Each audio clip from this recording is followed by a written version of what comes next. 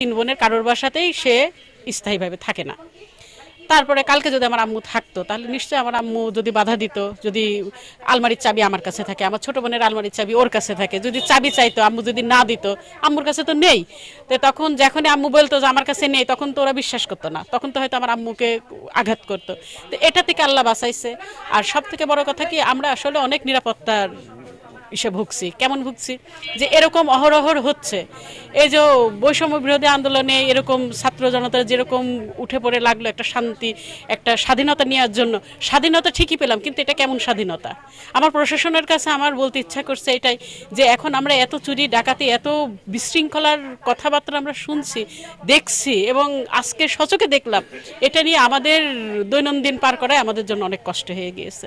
এখন আমি আপনাদের মাধ্যম দিয়ে আপনাদের কাছেও আমি বলছি, কারণ আপনারাও একটা দেশের শক্তি, এবং আমি প্রশাসনের কাছেও বলছি, ওনারা অবশ্যই